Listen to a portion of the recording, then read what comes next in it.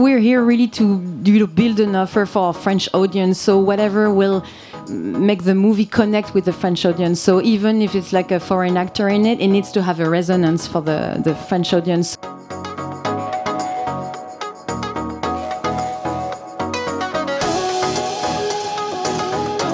There's no kind of tried and true formula of this works, this doesn't. It really is on a case by case basis. Or do you have certain genres that work? I mean, we know all of your success stories.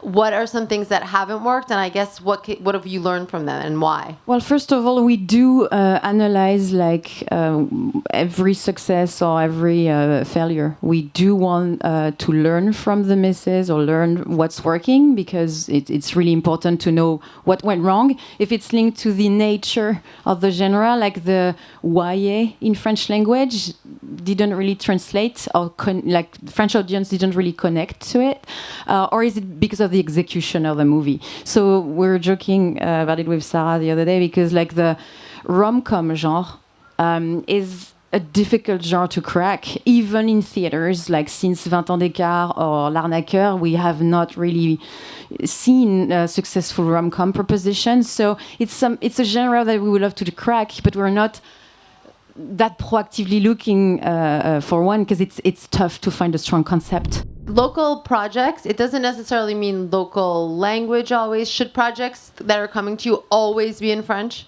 But oui. Kind of. Yeah. Oui. Yeah. No, we're here really to build an offer for our French audience. So whatever will make the movie connect with the French audience. So even if it's like a foreign actor in it, it needs to have a resonance for the French audience. It's interesting for some of the people to know here, you know, producers from across the world. Oh, I have a script and it takes place in France, so we should contact you. So they shouldn't. They should write it in French and then contact you.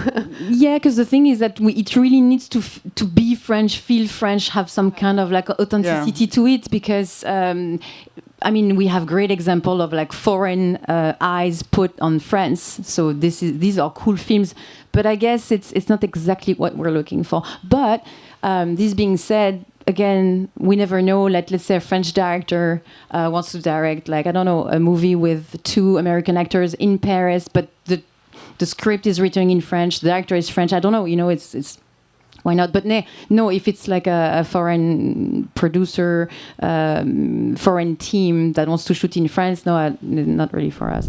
La chose que je voudrais dire en introduction, surtout par rapport à des gens qui peuvent se poser la question de comment ça se passe réellement et concrètement avec Netflix, c'est que quand ils sont arrivés il y a 5 ans maintenant déjà, pour nous, ça a été une chance inouïe, dans la mesure où ça nous permet de challenger nos propres façons de produire et nos propres histoires par rapport à une situation qui était quand même un peu rigide, un peu statifiée, avec un processus de financement et de développement qui était pratiquement le même sur chaque film. On a interprété l'arrivée de Netflix comme une façon de renouveler et de challenger notre vision, nos développements et notre façon de produire. Et ça a été très positif et ça a fonctionné très bien entre nous, parce qu'en face, on a eu des gens qui avaient une fraîcheur, qui avaient eux-mêmes un challenge très important, en fait, d'établir Netflix, la place de Netflix dans le cinéma français, donc avec une vision et une ambition sur les sujets qui étaient nouvelles, qui nous a apporté de la fraîcheur, et une façon de travailler aussi très rapide, avec ce côté, une fois que la décision est prise, une fois que l'envie est partagée, de contribuer et de mettre en place tous les moyens pour améliorer le processus, et non pas simplement de se poser en observateur. Et cet échange-là, je pense qu'il est absolument fondamental dans la relation qui s'est établie entre Netflix et nous-mêmes. Sur Loi du Périph', c'est un exemple fantastique, puisque le projet a été soumis à Netflix le jour 1, et je pense qu'on avait... La veille de Noël, on peut le dire. Oui, la veille de Noël, et je pense qu'on a eu un green light. They got the project the night before Christmas. Yeah, and we got the green light maybe 2 weeks after. So, and for a project which was already budgeted more around $20 million. So it was a bit exceptional, especially because of the presence of Omar Sy and the big success of Arsène Lupin. And because also we had the same director of Arsène Lupin, Louis Leterrier, so all the elements were in the right direction, but it went very fast. Now, if we speak about development, the idea to go into development, the decision to go into development comes fast, but then the development is upon the availability of the authors, and it may take the time of development. Tu peux switcher en français. Ah oui, en français.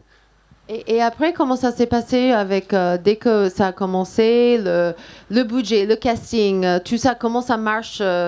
Give us an insider perspective. C'est une communication permanente, un échange permanent.